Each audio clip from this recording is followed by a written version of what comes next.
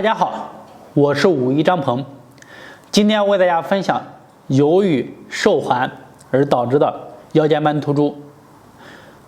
我们都知道热胀冷缩，当你腰部受凉了以后呢，肌肉就会产生收缩的张力，时间长了它就会变得僵硬，那么你的气血循环呢一定会受到影响。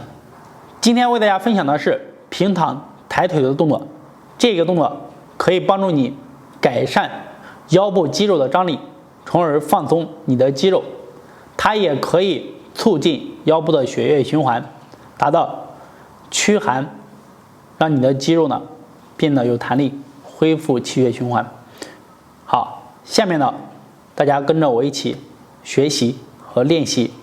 我建议大家找一块垫子躺在上面，或者是躺到自家的床上面，身体呢先平躺，脚放好并拢，身体扶着慢慢的躺下来。好，然后把脚慢慢的抬起来，腿好，小腿抬起来，脚呢自然的立起来，大腿与我们的腰腹部这是成差不多90度，小腿与你的膝盖成90度。好，保持这个姿势，手放在身体两侧放松，自然的呼吸。好，建议大家做30秒以上，你要做的时间长一点，效果会更好。一般情况下，我们抬的时候呢，能过个10到20秒，就能感受到你腰部的肌肉可能会产生拉力，或者是变得发酸发胀。有的人的腰部的肌肉呢，就会变得发热。好，要坚持。也可以把手放在我们肚子上，自然的呼吸，去感受一下你身体的变化，感受一下你后背腰的肌肉在一点点的放松。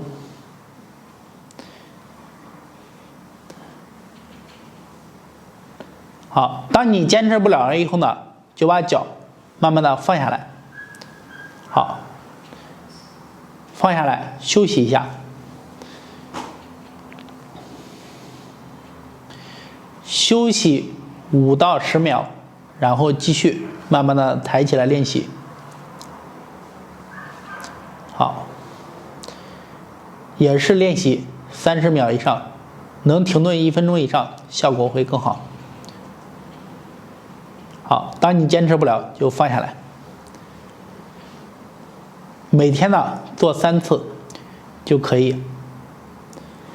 好，如果说你的腰间盘的问题比较严重，那么你每天呢可以多做2次。我们在睡觉之前呢就可以练一练这个动作。第一个呢可以帮助我们来预防腰部的气血瘀滞导致腰间盘突出的这个问题。好，今天呢就为大家讲到这里。如果说对养生运动还有什么问题，可以在下方评论留言或者私信和我进行交流，谢谢。